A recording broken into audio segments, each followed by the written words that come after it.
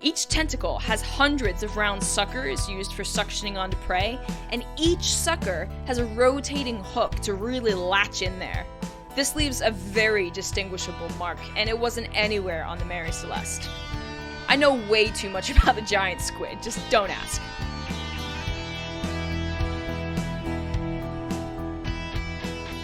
Welcome to a popular history of unpopular things, where we love all things weird, gross, and bloody disgusting. My name is Kelli Beard, and today we're going to solve a famous maritime mystery. In early December 1872, about 400 miles from the Portuguese coast, the captain of the De Gratia spotted a ship on the horizon. He stood on the deck of his merchant brigantine, and he watched it through his telescope, unable to look away. Something about the ship caught his interest. Was it a pirate? Piracy was dying down in this 800-mile wide stretch of sea between the Azores and Portugal. Was it another merchant ship? Probably, since he had left with dozens of other ships bound for the Rock of Gibraltar, and beyond that some Mediterranean ports. But there was something wrong with it. And at first he couldn't figure out why he was so drawn to this ship, but as they got a little closer, the crew of the De Gratia noticed that the ship was floating aimlessly in the sea. It was as if the ship was just bobbing along with the waves, piloted by a ghost.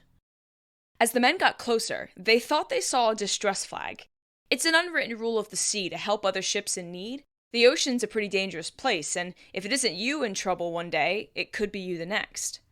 The De Gratia decided to check it out. And as they got closer, the captain noticed that it wasn't a distress signal, but perhaps something worse. The tattered remains of a sail. And when the men boarded the ship to help, they discovered that it was completely empty, not a soul on board. A ghost ship. What the De Gratia stumbled upon that day in the vastness of the Atlantic Ocean was the Mary Celeste, an unlucky brigantine merchant vessel that some believe was haunted. From its first voyage to its last, 3 captains and several other crew members died on board. Its most famous story, and perhaps scariest, is what the men of the De Gratia discovered when they first encountered this ghost ship, floating alone in the Atlantic for over 10 days without a crew. Today we're going to take a look at the history of the Mary Celeste, from its beginnings in a Nova Scotia boatyard to its end crashed into a coral reef in Haiti. And though the Mary Celeste has a long history of misfortune, we'll pay the most attention to the story that labeled it a ghost ship, trying to solve the mystery of what happened to its crew. There will be a lot of sailing terms in this one, so I'll do my best to explain them all in layman's terms. Don't judge me too hard, I'm a historian, not a sailor. We'll analyze some of the more outlandish claims before I give my final opinion on what went wrong on the Mary Celeste, a story that has inspired countless legends in the 150 years since its crew disappeared. The ship's original name was the Amazon, a curious choice considering it was built in the cold, whaling harbors of Nova Scotia. To be more precise, it was built in the Bay of Fundy at Spencer's Island. And a fun fact about the Bay of Fundy, it has the world's highest tides. Its vertical tide rises and drops by about 52 feet. That's crazy! It's 5 stories it can go up and down. It also boasts a 3-mile horizontal tide, meaning the edge of the ocean can go from the shoreline to about 3 miles out over the ocean floor. But be careful, all you adventurers. The place is also known for dangerous tidal bore rapids, rip currents, and whirlpools. So the Amazon finished construction in 1861, and its first mission was to take a load of timber to London.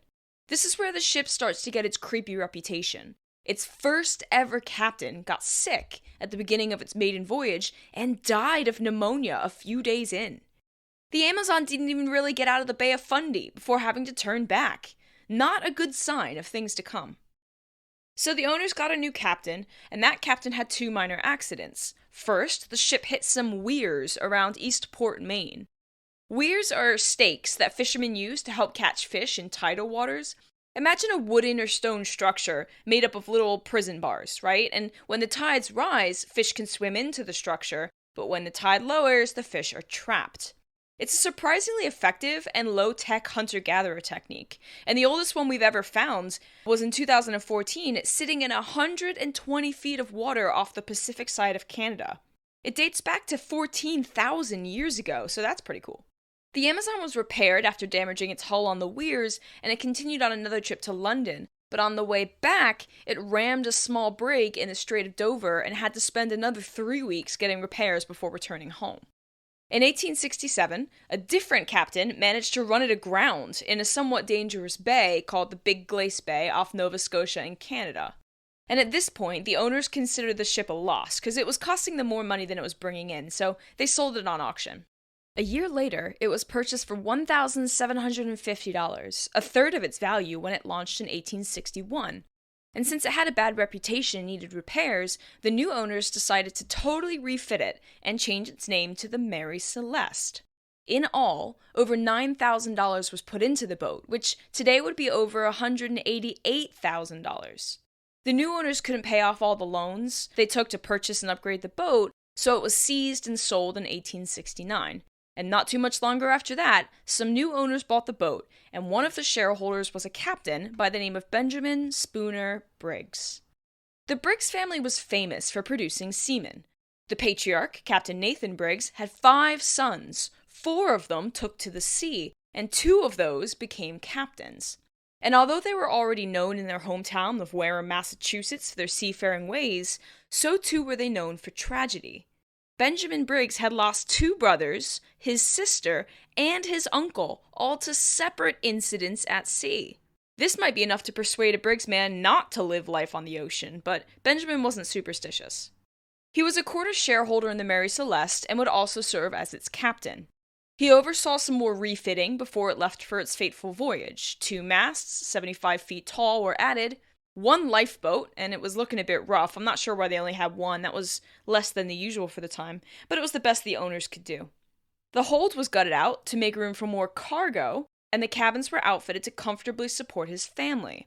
Because it wasn't just Benjamin Briggs who would go to sea, but also his wife Sarah and 2-year-old daughter Sophia. Now, there used to be a superstition about women on ships, but those days were long over by the late 19th century.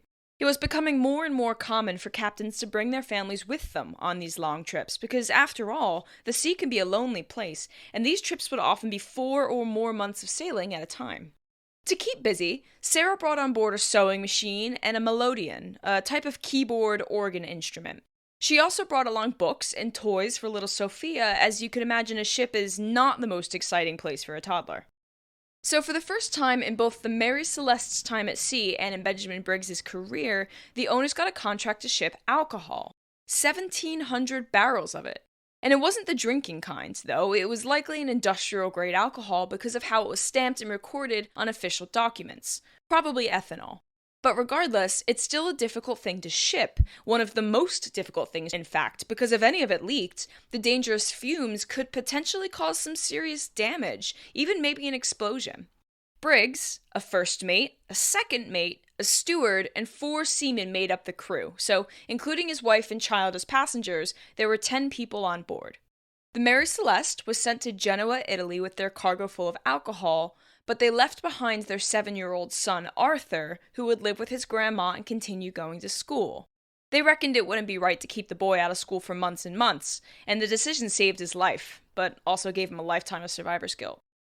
So Briggs and his crew left on November 5th, 1872. The crew of the Dei Gratia found the Mary Celeste floating aimlessly at sea almost a month later on December 4th. And when the captain of the Dei Gratia was close enough to board, he sent his first mate and 2 others to check it out. On their way in, the boarding party noticed some rigging trailing behind the ship, as well as a snapped and frayed halyard, which is a sturdy line that connects the mast and the front gaff rig. There were no holes in the side of the ship, and the copper sheathing put on to protect the wood from shipworms was still intact. The rudder, which helped steer the ship, was also intact. They could also see a tattered sail dangling from a yardarm. So when you think of an old sailing ship, the mast is the vertical component of the sailing rig, right? The yardarms are the upper horizontal pieces that create that T shape, so the tattered sails were hanging off of that bar. Some of the sails were tied down, but others were left open, flapping in the wind. When the men got on board, they saw that the port side rail was broken, its pieces laying on the deck. Port is on the left side of the ship when looking towards the front. They looked towards the deckhouse near the front or bow of the ship where the crew's quarters were, and the door was open, swinging on its hinges. The binnacle, which houses the ship's compass, was torn from the cleats holding it in place, and both the binnacle and the compass were smashed on the deck below as if they were ripped from their place and thrown there. The wheel, which moves the rudder and steers the ship, was freely moving about. The first mate found this curious, as it would have been tied in place if the crew had to leave the deck for any reason. And there was no lifeboat in sight, which suggested to him that the crew of the Mary Celeste had left on it. It didn't take long for the boarding party to realize that the ship was completely empty. The first mate was a captain in his own right, so he knew what to look for. First, he needed to make sure the ship wasn't in danger of sinking. He had no idea how long the ship had been without a crew, and he didn't want to put himself or the others in danger. So he went to go check the bilge pumps. The bilge pumps on a ship are responsible for removing the water that accumulates in the bilge. The bilge is the lowest space in the bow or front of the ship, where the bottom curves up to meet the sides. Water tends to collect there. It's a pretty normal phenomenon, even on modern ships. So having a working bilge pump is important to make sure the water doesn't build up over time, because if too much water collects in the bilge, it can cause the ship to sink. As the crew went to check out the bilge pumps, they noticed that everything was saturated with water. Every surface was wet. There was even 3 inches of standing water in the galley, which is the cooking area on the ship. Pots, pans, and utensils were floating across the room as the landing party walked by.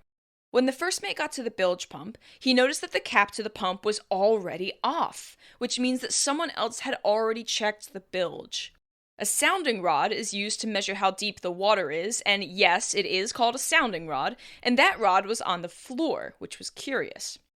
The first mate picked it up and took a reading, finding 3.5 feet of water in the bilge. It's an amount that needs to be dealt with and pumped out, but it's not enough to panic, and it's certainly not enough to sink a ship.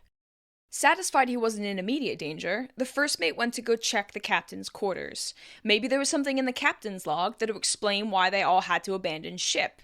I mean, why else would the ship be empty, right? On the way to the captain's quarters, he and the other members of the landing party noticed that all of the hatches were open, even the skylight in the captain's cabin. So at least they solved the mystery of everything being wet. Leaving the hatches open is just inviting the water in. In the captain's quarters, the first mate saw the door was slightly ajar. The bed was unmade, but that was the only untidy thing about the room. Everything else was neat and in its place. Books were still sitting on their shelves, a lady's dress folded neatly on the back of a chair, a melodeon sitting against one wall of the cabin, and a pile of children's toys in the corner. He couldn't find the captain's log, though, so he figured that maybe the captain took it with him when he abandoned ship. On the way out of the captain's cabin, the first mate noticed a chilling sight. The imprint of a child's body, a toddler perhaps, in the wet mattress of the bunk. It was as if the child was just there sleeping, leaving an impression as it was picked up. Next he went to the first mate's quarters, his counterpart on the Mary Celeste. He saw a chart of the ship's course hanging over the bed. The last day plotted was November 24th. On a nearby table, he found the captain's log, and when he looked through it, the last recorded date was also November 24th, which was 10 days earlier. There was nothing of note in the log. It was a pretty standard entry about where they were and how fast they were traveling. Next to the log was the log slate, which is an erasable board of sorts that allows crew members to record hour-by-hour data that can later be summarized in the captain's log at the end of the day. The final entry was at 8 a.m. on November 25th.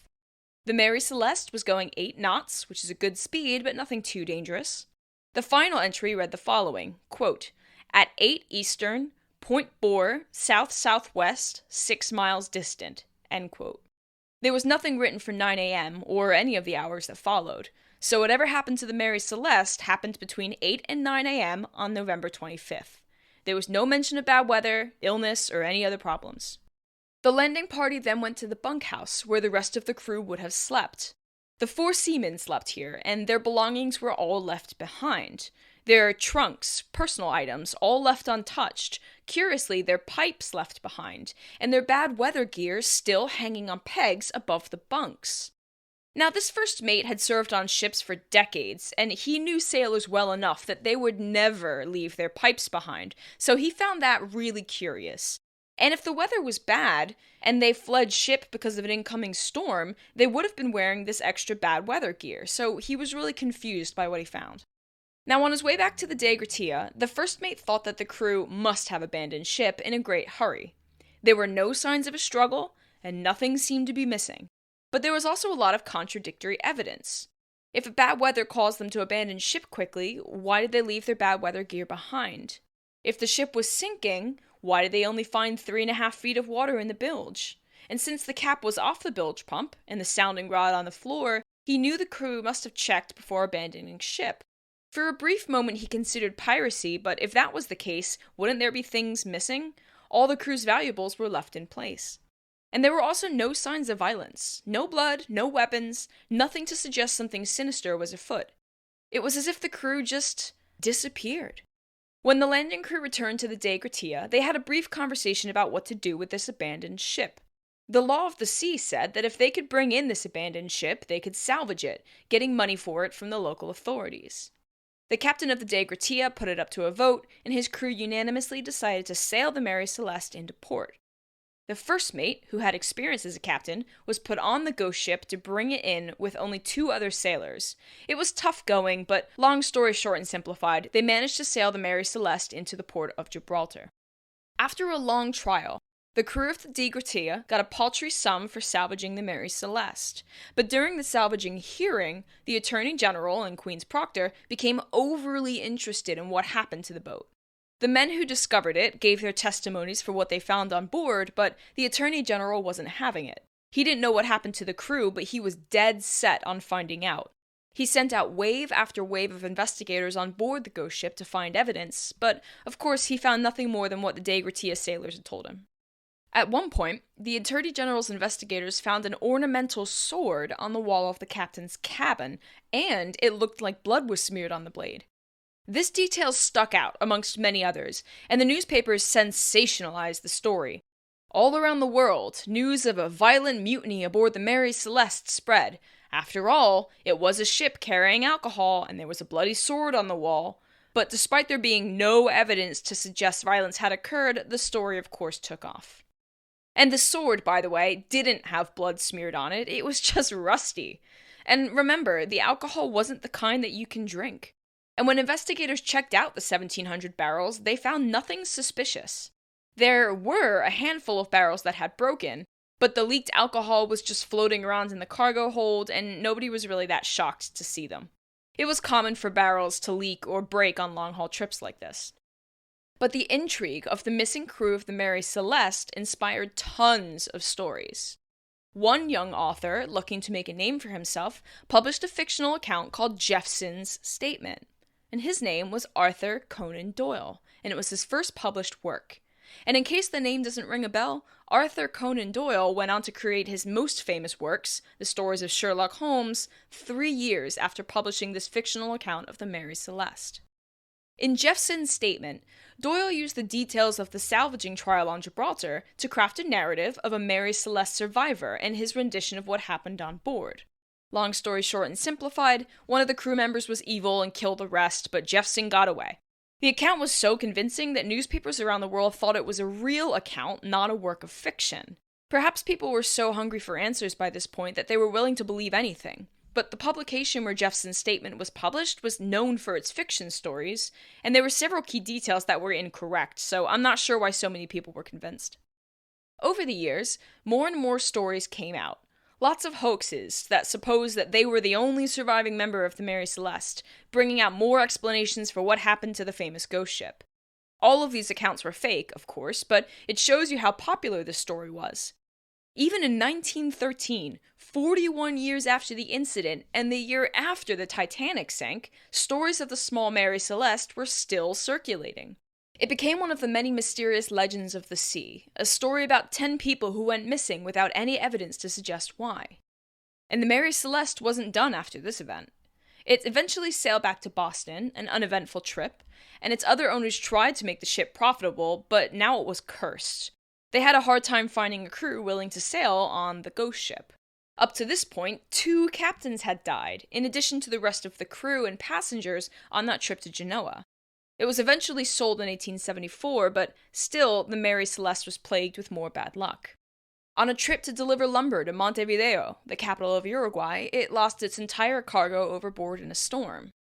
On a trip to deliver horses to Mauritius, an island off the southeast coast of Africa east of Madagascar, A storm off the Cape of Good Hope killed almost the entire cargo. Only a handful of horses survived. And when the captain of that Mauritius trip was on his way home, he got sick and died while sailing in the Indian Ocean, which means that he was the third captain to die on board the Mary Celeste. The new owners were losing money on the now old and dilapidated ship, so they sold it at a super low price. Now, to be fair to old ships, the age doesn't necessarily make it dilapidated. It's dependent on how well cared for the ship is. Ships require near constant maintenance and cleaning, and if that's neglected, the ship can get shabby real fast. And that's what happened to the cursed ghost ship, the Mary Celeste. Its newest and final owner got a job sending cargo down to Haiti. The captain intentionally ran it aground on the Rochelet Reef in Haiti, and he was later charged with insurance fraud. This reef was the final resting place of the Mary Celeste, the ghost ship, a cursed brigantine that claimed the lives of too many sailors and passengers. It was later set on fire by the locals, the remains of the wood hull sinking into the reef, where it remains to this day. And in the 150 years since the Briggs family and their crew went missing, there is still no concrete answer for what happened. The best we can do is sift through the evidence to figure out what happened. I've already given you all the clues you need to figure it out, so as I debunk some of the more common theories, think back on the facts of the case. I'll go over them again real quick for you. Here's what the landing party of the De Gratia saw when they approached the ghost ship for the first time. There were rigging and lines trailing behind the boat. There was no lifeboat on board. The port side railing was broken, its pieces on the deck. Both the compass and binnacle were smashed. Some of the sails were not tied down and were flapping in the wind. Those sails were tattered and hanging limp. There were no holes in the side of the boat, and the copper sheathing was intact. The wheel was left untied and was moving back and forth with the waves. All of the windows were opened. The ship was completely saturated with water. The bilge pump cap was open, the sounding rod on the floor, and there was 3.5 feet of water in the bilge. The crew had left all of their personal items behind, including their pipes and bad weather gear. There was no evidence of violence or piracy, and the barrels of alcohol in the hold were mostly untouched, but a few had leaked and the alcohol was sloshing around in the hold. So think over that list for a bit and see if you could figure out what happened before I tell you at the end. Although the evidence seems contradictory, there is an explanation that could make sense of all that. But let's look at some of the other theories that people have come up with in the past 150 years. There are 4 main camps that most of the theories fit into, and theory number 1 is mutiny. So the mutiny theory kind of runs with the whole 1,700 barrels of alcohol in the hold thing. This was first brought up by the Gibraltar Attorney General in the salvage hearing. He thought that because the Mary Celeste was transporting alcohol, and because they found a bloody sword on board, there must have been violence. See, he wasn't happy with the non-answers that De Gratia provided, and with no other rational explanation for what happened to Briggs, his family, and his crew, the Attorney General presumed that something violent happened. He even went so far as to suggest that the men of the De Gratia might have attacked and killed Briggs. But again, there was no evidence to suggest a mutiny or violence of any kind. There was no blood found on the sword, it was just rust, and the alcohol in the hold wasn't the type you can drink without dying soon after. Everything was more or less in order. The Attorney General tried to use some of the damage to the deck as evidence, like the broken portside rail and the broken binnacle, but that doesn't presume a mutiny. The rail could have broken if the crew quickly got into the lifeboat. It's possible the boat was hanging over the side of the rail, and in a quick attempt to leave, it broke. The smashed binnacle could be from wind damage. There was a bit of weather-related damage to the ship, like the torn sails, nothing too serious, but it could explain why the binnacle was broken. Remember, ships take constant work to maintain. You can't just leave it afloat for 10 to 11 days in the open ocean without some things being badly damaged. So the mutiny stories, though entertaining, don't fit the evidence. Theory number 2. Pirates. Similarly to the mutiny theories, piracy doesn't fit either. Was piracy 100% gone from this area in 1872? No. Is it possible that pirates took control of the ship, which explains why there's no mention of anything in the logs, because it happened so suddenly? I guess. But then why would all the valuables be left behind? And everything on the ship was left neat and tidy. If pirates had been on board, the ship would have been ransacked. And again, there's no evidence of violence anywhere. Theory number 3. Insurance fraud. This was a problem in the late 19th century as ship owners and captains wanted to make extra money from insurance claims. This ended up happening at the end of the Mary Celeste's life, too, when it was purposefully beached on a coral reef. But Briggs was known to be a serious, law-abiding sea captain. Those who knew him told investigators that there was no way he would be involved in an insurance fraud scheme. And trying to lose the ship, or its cargo, or do something like that over open water, that's pretty dangerous. He brought his wife and 2-year-old daughter with him. He would never have put his family in danger like that. And also, the ship was still sailing when the Degratia found it, so there was nothing to claim insurance on anyway. And it should go without saying, none of the missing crew members or passengers of the Mary Celeste were ever found, so that doesn't sound like a very good insurance fraud scheme to me. And theory number 4 is bad weather. This was a common explanation, one that people still believe to this day. Bad weather would explain the wetness pervading every inch of the ship, and it would explain some of the water in the bilge, but the bilge pumps were used, or at least checked, before the ship was abandoned, and it wouldn't have read anything higher than 3.5 feet, so the ship wasn't sinking. An experienced captain like Briggs would not abandon ship over a small amount of water in the hold. And besides, if the weather was so bad the crew had to abandon their ship, why did they leave all their bad weather gear neatly hanging inside their bunkhouse? The ship managed to sail on its own for 10 to 11 days without a crew, so the weather wasn't so powerful it could sink the ship. So, what are we to make of all this? These are the less crazy theories. If you want crazier, people over the years have suggested UFOs, the Kraken, and even alternate dimensions for the disappearance of the Mary Celeste. And while giant squids are known to attack ships, there was no evidence of a squid attacking the Mary Celeste. Because believe me, that ship was inspected dozens of times by the salvaging crew, the courts at Gibraltar, the present owners, the future owners. There was no Kraken attack. There would have been sucker and hook marks on the sides of the boat. If you want nightmares, look up the giant squid's tentacle hooks. Each tentacle has hundreds of round suckers used for suctioning onto prey, and each sucker has a rotating hook to really latch in there.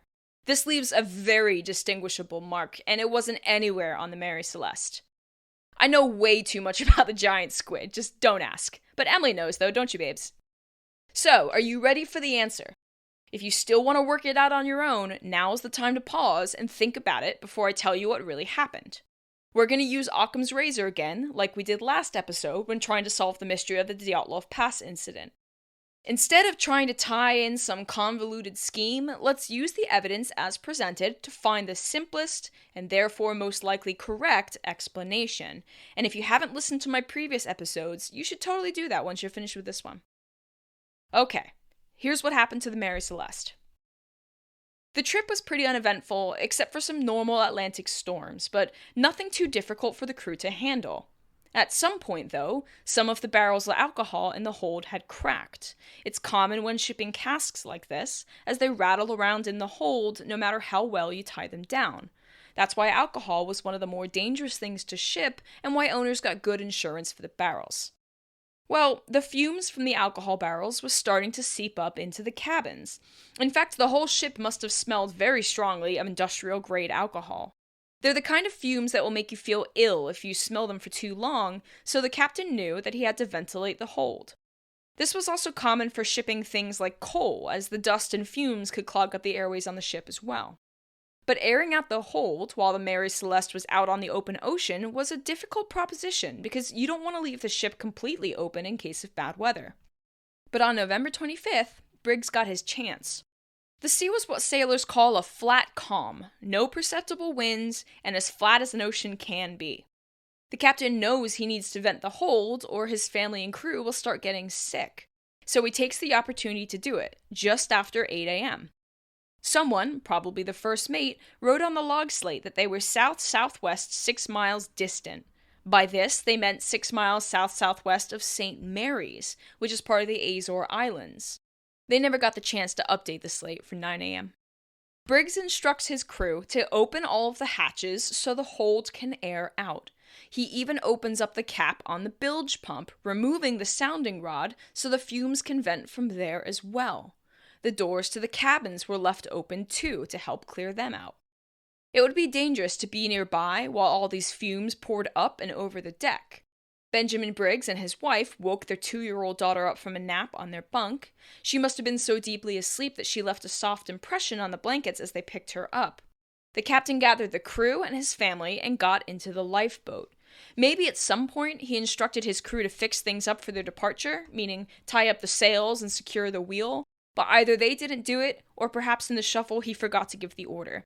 And in his haste to escape the suffocating alcohol-laden air, he broke the port side rail when they were getting everyone into the lifeboat. Its pieces splintered on the deck. He'd have to fix that when they pulled back in. Now, any captain going into a lifeboat knows they need a lifeline, a way to pull themselves back if the winds pick up and the waves start pushing them out too far. The captain orders the strongest rigging line he has, which is a 3-inch thick halyard, cast into the water so they can use it to come back if necessary. But like the shoddy lifeboat, they didn't notice that the halyard was frayed and old. This was the same frayed line that the first mate of the Digritia noticed when he first sailed up to the ghost ship 10 days later. The weather was clear, and they were only going out for a short while until the fumes cleared the boat. There was enough of a breeze to help with that, but not so much winds that could cause problems. The crew left everything behind, because they were coming right back, or so they thought. And their tobacco pipes were left behind too, because they knew that if they smoked, they might set fire to the whole vessel. And since the weather was clement, there was no need for the bad weather gear. Who knows how long they were sitting there, attached to the halyard. But in an instant, as is common with Atlantic storms, the weather picked up. Briggs might have tried to pull the lifeboat back to the Mary Celeste, but he didn't get there in time. Since some of the sails were left partially open, and the wheel wasn't secured, the Mary Celeste started to pick up speed, and it began to sail away. The lifeboat would have trailed behind the ship for a while, and it may have been possible for Briggs and the crew to pull them in, but then the halyard snapped. Benjamin Briggs, his wife, his 2-year-old daughter, and the other 7 crew members watched as the Mary Celeste sailed away from them, eventually disappearing over the horizon with all of their supplies on board. And with the lifeboat in poor condition, on the open Atlantic Ocean, it wouldn't have survived long. Like so many of his family members before him, Benjamin Briggs became another victim of the sea. Because the sail was left open, it tattered over time without care and attention. The ship was wet because the windows were left open. The alcohol smell had dissipated over the 10 to 11 days the ship was opened up, so the De Gratia men couldn't smell anything when they boarded it. The cap to the bilge pump was purposefully opened to help vent the alcohol fumes in the cargo hold.